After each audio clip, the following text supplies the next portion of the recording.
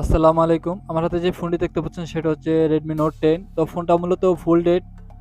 তো আমরা power supply থেকে যে রেটিংটা পেয়েছি সেটা হচ্ছে 183 সামথিং এরকম। তো আমরা এই রেটিংটা আইডেন্টিফাই করে বুঝতে পারলাম যে মূলত ফোনটা সিপিইউ থেকে প্রবলেম। তো এই ফোনটা আগে কোনো প্রকার কাজ করা হয় নাই। তো আমি এই ফোনটা সিপিইউটা রিবোলিং করে দেখবো আসলে ফোনটা চালু হয় কিনা।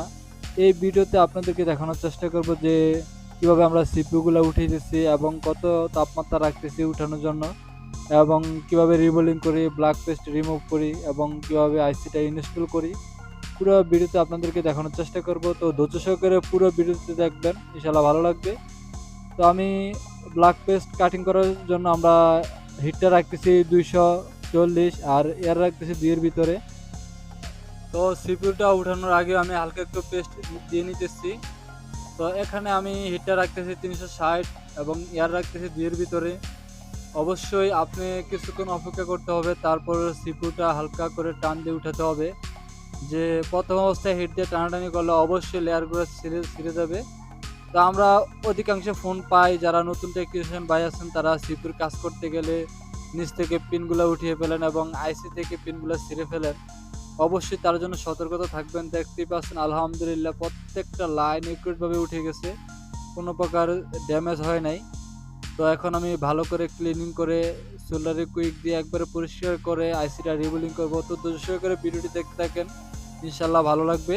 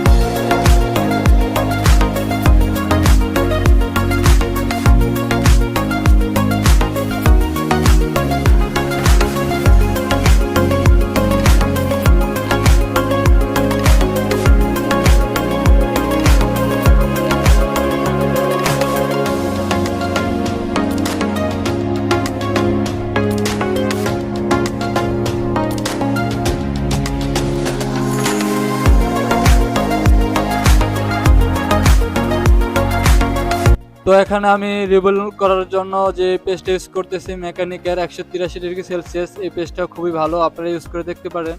এই পেস্টটা দিয়ে আমি রিবোলিং করতেছি। তো প্রথম অবস্থায় একবার পেস্টটা দিয়ে ভালো করে হিট দিয়ে নিতে হবে। পরবর্তীতে আপনার আবার ব্লেড দিয়ে যে বড় বলগুলো কেটে নিতে হবে, আবার পেস্ট দিয়ে আবার বল বানাতে হবে এবং 2 থেকে 3 বার বলগুলা বানিয়ে আপনার বলগুলো একুরেট করতে হবে। কোনো বল বড় ছোট হলে ফোনগুলো চালু হবে না, পুনরায় ডেড অবস্থায় থাকবে এবং ফোনগুলো চালু হলে আপনার বিভিন্ন সমস্যা দিতে পারে, নেটওয়ার্ক এবং টাচে এবং আপনার সাউন্ডে প্রবলেম দিতে পারে। আমরা জানি এই সমস্ত ফোনগুলো বেশিরভাগ ক্ষেত্রে সাউন্ডে এবং ক্যামেরায় প্রবলেম দেয়। তো আমি ভালো করে আইসি রিভলভ করে নিতেছি যাতে কোনো প্রকার বল বড় ছোট না হয়, প্রত্যেকটা বল একুরেট এক মাপের হয়। তো আমি দেখতেই পাচ্ছেন অনেকবার বল করতেছি যাতে কোনো প্রকার বল বড় ছোট না হয়, প্রত্যেকটা বল এক মাপের হয়। তো আপনারা এভাবে ট্রাই করবেন এবং পুরনো ফোন দিয়ে ট্রাই করবেন, দেখেন একবার নয়, দুইবার নয়, তিনবার বেলা সাকসেস হবেন। তো দেখতে থাকেন পুরো ভিডিওতে আমি কিভাবে রিবোলিং করতেছি এবং কিভাবে আইসিটা উঠাইতেছি এবং লাগাইতেছি।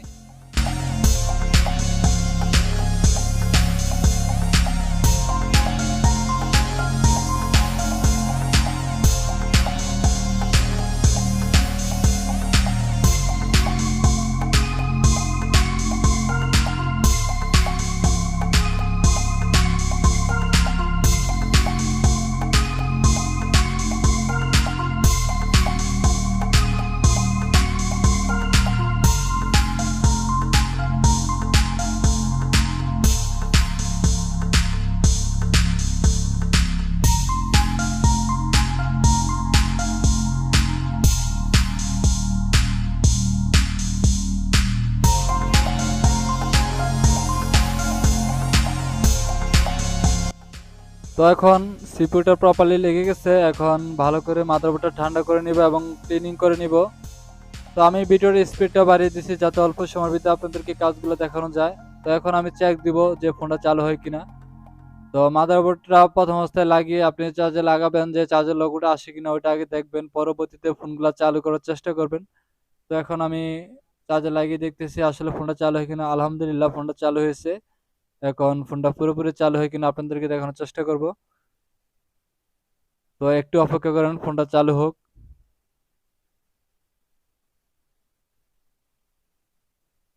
আলহামদুলিল্লাহ ফোনটা চালু হয়ে গেছে। তো আজকের ভিডিওটা এই পর্যন্ত, সবাই ভালো থাকবেন।